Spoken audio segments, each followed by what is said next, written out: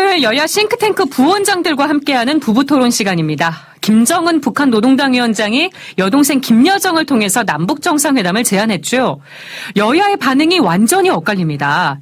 평창 올림픽의 가장 큰 성과가 될 거라는 여당, 또 허울뿐인 선물을 받았다는 야당. 청취자 여러분은 어떻게 생각하시나요? 남북 정상회담이 가능할지 또 어떤 여건이 마련돼야 할지 토론해 보겠습니다. 민주연구원 김현성 부원장님 나오셨습니다. 어서 오세요. 네, 안녕하세요. 김현성입니다. 여의도연구원 이동호 부원장님 2주 만에 뵙네요. 반갑습니다. 네, 안녕하세요. 이동호입니다. 네, 먼저 김현성 부원장님. 네. 김여정이 북한 고위급 대표단 일원으로 온 것도 파격이었는데요. 특사 자격임을 밝히면서 남북 정상회담까지 제안했습니다. 솔직히 예상하셨습니까? 누구나 예상 못했죠, 사실. 그 상황에 대해서. 그래서 굉장히 파격적이다. 그래서 굉장히 이제 그동안에 보냈던 북한의 신호와는 다른 게 아닌가 하는 생각을 했었고 아마 우리 야당에서도 사실상은 예상 못한 놀라셨지 않을까 싶어요, 저는 개인적으로. 무슨 소리를 하십니까? 아, 예상하셨어요? 예상하고 있었는데. 아, 그래요? 아, 이동호 부원장님 예상하셨어요. 그 자체가 지금 국제 공조가 굉장히 심각하게 가고 있다는 거고, 그다음에 곳곳에서 지금 국제적 공조의 압박 효과가 나타나고 있다고 보고 있어요. 그럼 그 상황에서 결국 북한이 탈출할 수 있는 카드는 결국 그 남한 그 대한민국을 가지고 그것을 이제 국제 공조를 압박을 허무는 그 길을 모색할 거는 예측할 수 있는 카드였습니다. 그러니까 이제 제재만으로서 이게 결과가 온 게 아니고 저는 이제 결국은 한미 간에 서로 역할 분담의 승리다. 이제 공조의 승리다. 그러니까 예를 들면 미국을 중심으로 한 제재과 우리 어떤 문재인 대통령이 어떤 대화와 제재를 병행해야 된다라는 이런 뚝심 이게 이루어낸 어떻게 보면 결과가 아닌가 싶어요. 이게 무슨 승리입니까? 아니 승리라기보다는 그런 결과라는 거죠. 지금 북한은 조평동 10일날 발언해서 북한 핵을 더욱더 질량적으로 강화했다고 나왔습니다. 다시 말하면 이게 무슨 대화를 위한 대화한다고 그게 무슨 승리입니까? 난 그래서 우리 김현성 부원장님 대화를 위한 대화 그거 안 되잖아요. 지난 우리에게 10년간, 지금 몇십 년, 20년간의 우리 트럼프 대통령도 이야기했지만 결국 대화를 위한 대화는 북한의 핵을 강화하고 우리를 실질적으로 무기적으로 압박하는 시간을 벌어주는 밖에 없었다. 이번에 그럼 정상회담이 그것을 위한 어떤 지금 북한은 양보를 내놓지 부원장님은 대화 자체가 무용하다는 건가요? 무용하다기보다는 핵이가 필요하다고 보시는 거죠. 결국은 그 대화에는 전제 조건이 있어야 됩니다. 그리고 무엇을 위한 대화인가? 그러니까 말만 나눠서 뭐 합니까? 차 마시고 밥 먹고 무슨 의미가 있습니까? 그러니까 예를 들면 그런 거예요. 이제 뭐 올림픽을 참여하든 어떤 대회를 참여하는데 항상 금메달만을 따기 위해서 참여하는 건 아니지 않습니까? 그 자체, 그러니까 대화 자체를 열어가는 것 자체도 어떻게 보면 성과가 될 수 있는 거죠. 그거 자체를 올림픽하고 무용하다고 왜 비교를 합니까? 왜냐하면 그건 경기 자체의 의미가 있지만. 아니 그러니까 그 이 문제는 이런 겁니다. 대화 자체가 시작하는 것 자체가 의미가 있는 거잖아요. 남북 정상회담 가장 큰 문제는 지금 북한의 핵으로 대한민국의 수천만 원을 지금 인질로 잡고 있는 상황에 직면해 있다는 거예요. 그 얘기를 해보자는 거예요. 그러니까. 근데 거기서 상대방은 지금 아무런 지금 그 질량적으로 강화해 갈 거라고 이야기하고 어떤 양보조차 하지 않겠다고 이야기하고 있는데 대화를 위한 대화를 해보겠다. 이게 승리다. 네, 자연스럽게 주제가 넘어가는데요. 너무 지금 그 북한 핵 문제에 대해서 아니하고 그러니까 낙관적으로 생각하고 있다는 그러니까 이제 그런 문제들, 그러니까 그 목표에 대해서 서로 다른 게 아니잖아요. 그러니까 비핵화를 이뤄야 되고 한반도가 평화적으로 유지돼야 된다라는 거 좀 누구나 동의하죠. 늘 얘기 드리지만. 근데 그걸 위해서 서로의 입장을 정확하게 듣고 서로의 어떤 예단하지 말고 지금 부원장님도 예단이고 어떻게 보면 저도 예단일 수 있어요. 그런 걸 다 인정하면서 서로 대화를 시작하자. 이 얘기를 아니 지난 박근혜 이명박 정부 9년 동안 아무것도 못한 거 아닙니까? 또 저 소리 나온다. 그래서 지금 대화를 안 하는 것도 한 방법이에요. 제재를 압박한 것도 아니고 대화를 안 하는. 왜냐하면 대화를 안 하면서 우리의 그 북한이 할 수 있는 것들을 차단하고 그러면서 서로 어떤 나름대로 경쟁을 벌이는 것도 한 대화. 그러면 대화를 안 해서 이제 부원장님 말씀대로 그게 맞다면 대화를 안 해서 이 비핵화 문제가 어떻게 진전됐느냐 그리고 어떻게 보면 한반도에 우리 무기 체계가 더 고도화됐느냐 우리 남한에 오히려 문재인 정부 들어와서 미국이 얻은 거 아닙니까? 무슨 문재인 정부에 얻었습니까? 아니 근데 그건 여쭤보고 싶긴 사실이지 해요. 않습니까? 이명박 박근혜 정부 9년 동안에 비핵화가 큰 성과가 없었던 거 압박을 했는데도 이 부분은 어떻게 봐야 될까요? 그러니까 지금 이 문제가 예. 사실상 한두 해 만에 끝낸 문제는 아닙니다. 왜냐하면 북한 입장에서는 예. 자신의 국가 자체의 존재 자체를 걸고 하고 있는 거거든요. 왜냐하면 북한과 남한의 그러니까 대한민국의 경제력 차이는 이미 50배 이상이 넘습니다. 예. 그러면 실제로 기존 무기 가지고 대한민국과 경쟁할 수가 없어요.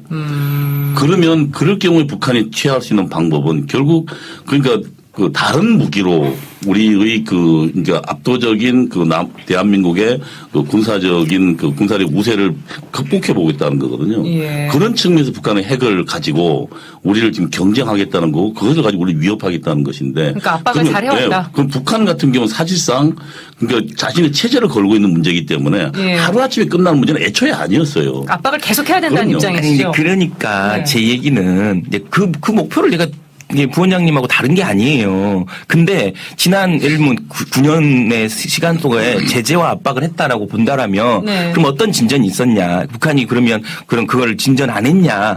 근데 아무것도 지금 뭐 어디 아무것도 아니고 목표와 그 관련된 결과 그 심각성들을 국제사회가 인정하고 그리고 이제는 국제사회 공조를 일으켜낼 수 있었잖아요. 그러니까 사실상 우리가 그 기간 동안에 북한 핵이 실제로 착착 준비되고 그리고 뿐만 아니라 이것이 절대로 국제사회 위협이라는 사실을 이제 전 세계가 인정하게 됐잖아요. 그 자체가 하나의 그 우리가 얻어낼 수 있는 것들을 하나로 볼 수 있죠. 얻어낸 게 있다고 하시는데요. 저는 그렇지 않다고 봐요. 근데 지금 이렇게 말씀하시다가는 네. 지난 9년 때문에 지금 평창올림픽 뭐 이렇게 정상회담 제안 왔다 이렇게 이야기하실 지금 기세예요. 제가 보니까 예를 들면 이명박 정부 5.24 조치 이래로 예. 북한이 들어가는 군사 원조 끊었고 그 원조 끊었고 그다음에 예.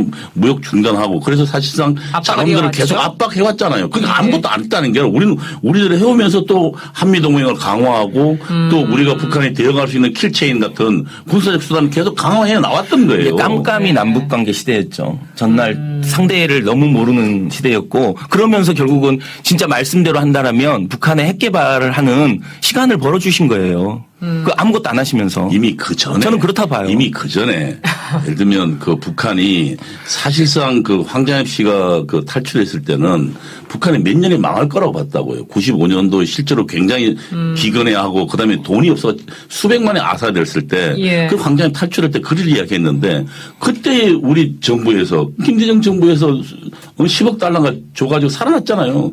그러니까 그 자금을 그 전 정부에 준 거예요. 김대중 노무현 정부에서. 예. 그 바람에 그들의 핵 개발할 저는 동의할 수 없어요. 그 부분에. 예. 아니 명백하게 돈이 들어갔잖아요. 그래서 자체들 노무현 정부에서 수사했잖아요. 예, 제가 들어가겠습니다. 문 대통령이 남북 정상회담을 위한 여건을 만들자고 했습니다. 그 여건이 뭐가 돼야 될지 좀 얘기를 해봤으면 좋겠는데 지금 여야 의견이 또 완전 갈려요. 핵 폐기냐, 핵 동결이냐, 뭐 미사일 도발 중단이냐. 어떻게 생각하십니까? 저는 이 문제를 좀 예. 제가 좀 먼저 말씀드릴 건데 핵 동결은요.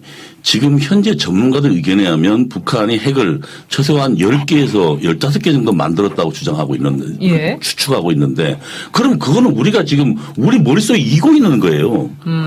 핵 동결은 의미가 없다. 당연하죠. 지금 저는 이제 그리고 운반 수단까지 있는데 예. 대화 전에 전 성급한 얘기일 수도 있다고 봐요. 이런 부분들이. 그러니까 예를 들면 대화 자체에 그러니까 그동안 끊겼던 대화 자체가 시작되는 것 자체가 의미가 있고 예. 이제 그때부터 시작하는 거지. 예를 들면 목표를 딱 이거 아니면 대화를 하면 안 된다라는 것 자체가 어떻게 보면 조금 아예 서로 간의 대화 자체를 무력화시키려고 하는 그런 게 아닌가라는 저는 생각이 들어요. 네. 그러니까 이런 목표는 겁니다. 분명하죠. 저는 대화를 위한 대화를 하지 않겠다. 그리고 예. 비핵화를 하겠다는 목표는 분명한데 그러면 비핵화 그 목표가 예를 들면 성사되지 않으면 아예 대화를 하지 않겠다. 이건 좀 잔재가 근데 잘못된 거죠. 대화를 먼저 하면 압박이 좀 느슨해질 우려는 없을까요? 많은 분들이 이걸 걱정은 해요. 그러니까 사실상은 이제 두 가지를 같이 가는 거죠. 지금처럼. 그러니까 저는 이제 그 여건이라는 거는 결국은 이제 우리 주변국들 네. 미국과 일본 뭐 중국, 러시아 이런 예. 한반도를 둘러싼 열강들의 기본적인 동의가 필요한 것 같아요. 그리고 이제 항구적인 한반도의 비핵화나 평화 체제를 위해서는 예. 결국은 이 육자회담 틀에서 풀 수밖에 없다라는 저는 기본적으로 생각은 해요. 개인적으로. 근데 지금 북한에 나오는 그 태도를 보시라고요. 북한이 이미 벌써부터 이제 그러니까 정상회담 조건, 전제 조건으로 무슨 이야기를 하느냐면 한미 군사는 더 이상 필요 없다 이야기예요. 훈련을 얘기하고 있죠. 얘기하고 있다고요. 그 이야기는 사실상 북한이 거기에 대한 나름대로 전제 조건을 요구하고 있는 거예요. 그러니까 근데 제 이야기는 그 이야기는 뭐냐면 원장님 제가 한마디만 드릴게요. 북한이 노리고 있는 것은 대화를 던져놓고 그거 가지고 우선 그 대한민국 사회 내의 갈등을 유도하고 또 그다음에 다른 의도가 한국과 있다. 미국 간의 갈등을 유도하는 예. 그러니까 예를 들면 우리는 대화하겠다고 주장하고 예를 들면 그 문재인 정부는 할 것이고 그다음에 미국은 야 이 압박 공조가 서로 흩어지면 안 된다고 이야기. 그 와중에 지금 우리 아베하고도 지금 그 이야기가 붙었잖아요. 예. 군사훈련 축소하면 안 된다는 얘기로. 부원장님 우리가 서로 만날 때 기본적으로 부원장님도 생각하는 게 있고 뭔가 대화를 할 때 제가 생각하는 게 있어요. 그리고 지금 어떻게 보면 그 전에 기싸움일 수도 있어요. 네. 그건 저는 지극히 당연하다고 보여요. 저는 우리가 비핵화를 어찌 보면 김여정 만나서 네. 바로 정상회담을 수용한 게 아니라 여건을 만들어내면 되겠다라고 얘기했잖아요. 문 대통령이. 예. 그리고 북미 간에 대화했으면 좋겠다. 우리 얘기를 한 거예요. 그러니까 우리 얘기를 하고 우리 얘기를 전하는 방법으로서 대화도 있는 거죠. 그러니까 계속해서 우리가 미디어를 통해서 마치 다른 사람하고 얘기하듯이 지금 네. 이미 저는 대화는 시작됐다고 봐요. 북미 간의 대화도. 북한이 훈련 얘기하는 건 어떻게 아니 보세요? 들으라고 하는 얘기죠 다. 그러니까 북한이 군사훈련 얘기하는 거, 얘들 목적이구나 생각하면 되는 거. 우리가 예를 들어 그걸 그렇게 하겠습니다. 이게 아니지 않습니까? 우리도 사실 비핵화 얘기하는 거잖아요. 그러니까 서로의 얘기를 하는 거예요. 아니 그게 지극히 정상 아닙니까? 예, 부부 토론 오랜만에 만나셔도 치열합니다. 코드 음악 듣고 다음 토론 이어가겠습니다. 네, 남북 정상회담을 위한 여건 얘기해봤는데요. 북미 대화가 필요하다는 의견도 많습니다. 그동안 대북 강경 입장 고수했던 펜스 미국 부통령이 갑자기 북한과 대화할 뜻이 있다고 밝히기도 했는데요. 북미 대화에 대해서 토론해보겠습니다. 이동호 부원장님. 예. 우리나라에 와서 이 북한 고위급 대표단하고 마주치지도 않았던 펜스 부통령이 갑자기 북한과 대화할 수 있다고 밝혔습니다. 왜 입장이 바뀌었다고 보세요? 근데 지금 그 워딩을 좀 잘 보면 예. 그러니까 실제로 북한이 의미 있는 조치를 취한다면 전제 조건을 달아놨어요. 무조건 대화는 아니다. 무조건 대화는 아니다. 그리고 우리는 대화를 통해서 우리를 실제로 어떤 실행할 때까지 절대로 압박을 거두지 않는다고 이야기했다고요. 예. 그런 측면에서 예를 들면 전쟁 중에서 상대방 적국과 대화를 하고 있는 거니까. 비핵화 기조는 유지하면서 대화를 하는 거다. 정확하게. 그러니까 그러면서 그게 입장을 전달하는 거죠. 예. 그리고 제가 볼 때는 그냥 강원이 양측면으로 가고 있다는 그렇게 보고 있는데. 네. 김현성 부원장님, 미국의 입장이 바뀐 거 문재인 대통령의 설득이 작용했다고 봐야 될까요? 아니 저는 그게 그 인과관계를 어떻게 전 문 대통령의 의미 있는 노력도 예를 들면 올림픽 영향을 기간에 만났으니까. 미쳤겠지만 저는 분명한 건 이제 미국도 고립될 수는 없는 거잖아요. 그러니까 예를 들면 미국이라는 나라도 결국 국제적인 공조 안에서 국제적인 외교관계 안에서 있는 거잖아요. 네. 이번에 아마 미국 그 자국의 언론에서도 펜스 부통령이 와서 평창에서 보여준 모습은 굉장히 실망스럽다. 김여정 이런 부부장에 비하면 네. 특사에 비하면 상당히 좀 실망스럽다는 언론의 반응이 있었어요. 미국 자국의 예. 언론에서도 이런 것들이 상당히 본인한테 어떤 부담이 됐을 부담이 거다. 됐지 않았을까라는 생각이 들고요.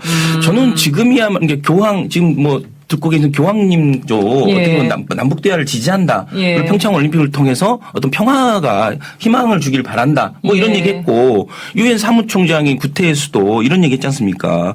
남북 대화나 평화는 네. 가능성의 문제가 아니라 절대적으로 필요하다. 이런 얘기를 하는 상황에서 저는 우리 안에서 서로 침뱉게 하는 거예요. 아니 국제사회가 이렇게 대화와 평화를 이렇게 각 얘기하는 이런 분위기에서 예. 지금 유일하게 야당만 무슨 졸렬하고 소화병적으로 무슨 가면 얘기하고 아니, 저는 정말로 이해할 수가 졸렬하다. 없어요. 네. 이렇게 이야기해 봅시다. 김여정이나 북한 응원단이 와서 네. 뭔가 한동안에 우리 국민들 눈을 솔기는 이야기를 하고 있지만 북한의 본질이 바뀌지 않았잖아요. 예를 들면 미국에서 겪은 누굽니까 북한에 갔다가 납치됐다가 죽은 원비어 씨 같은 경우도 있고. 그다음에 탈북자들의 증언을 보면 여전히 북한은 적어도 10만 이상의 강제 수용소를 정책 갖고 있는 나라고. 예. 그다음에 국민 전체를 거의 노예적으로 소유하고 있는 나라입니다. 네. 그리고 그 북한의 예를 들면 개인의 인권은 없는 나라고요. 네. 이런 나라를 우리가 직면하고 있다는 사실을 항상 우리는 명심해야 돼요. 그리고 예. 그들이 뿐만 아니라 제어되지 않는 그 정권이 핵을 가지고 있다고요. 근데 그들이 와서 잠깐 이 올림픽 때 와가지고 잠깐의 예를 들면 웃음을 홀린다고 우리가 지금 우리 안전을 위한 그 정신까지 넋줄을 놓아도 되겠습니까? 네. 이게 왜 소합병증이면 안전은요. 안전의 문제는 절대로 단 한순간도 소리할 수 없는 최고의 가치 문제입니다. 그러니까 북미대화 얘기를 하고 있었는데 네. 북미대화 얘기를 좀 더 해주시면 좋을 것 같아요. 네. 그러니까 지금 제가 보기에는 결국 미국은 끊임없이 그전에도 예를 들면 그 국방장관과 그다음에 그 국무장관이 지속적인 대화 이야기는 항상 문을 열어놓고 있습니다. 그러니까 예. 압박하면서 결국 그러니까 대화의 장으로 나올 때는 대신 네. 당신은 입장을 가지고 나오라는 얘기입니다. 그러니까 대화를 위한 대화를 하지 않겠다가 아니라 네. 북핵이란 당신은 명확한 조건을 갖고 나와라. 네. 저는 이미 북미 간의 대화는 시작됐다. 제 얘기는 무슨 얘기냐면 이미 펜스 부대통령이 올 때 네. 했던 얘기가 뭐 북한을 만나지 않겠다. 라고 했고 예. 거기에 응대해서 또 북한 대표단도 미국과 얘기 안 하겠다. 이건 미디어에 대고 네. 서로 들으라는 소리잖아요 지금. 그래서 들으라는 소리였고 결국은 문 대통령도 김여정을 만났던 얘기를 미국과의 대화를 했으면 좋겠다라고 네. 전달했다라는 얘기를 한 거잖아요. 예. 그럼 그건 미국이 들었을 거 아닙니까? 그러니까 이미 직접적 대화는 시작하지 않았지만 간접적 대화는 이미 시작됐다. 그러니까 예를 들면 상대방 압박하는 거 대화의 수단이죠. 그렇죠. 야, 너 어떡할래?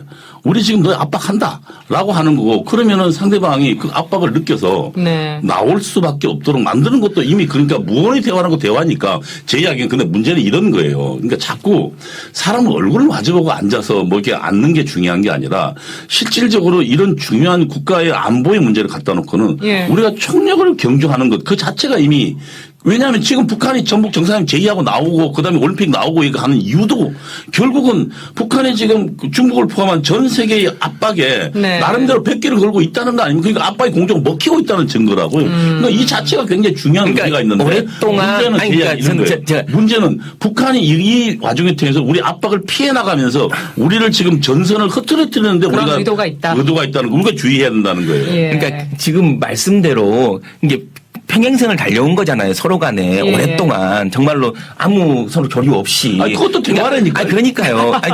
그런 거 다. 압박도 대화라는 거를 야, 너희 지금 너가 만약에 이대로 제발하면 우리 절대 가만두지 않는다. 얘기 말씀하셨잖아요. 많이 얘기하시죠. 저도 좀 네, 기회를 드리겠습니다. 제 할 분량이 있으니까.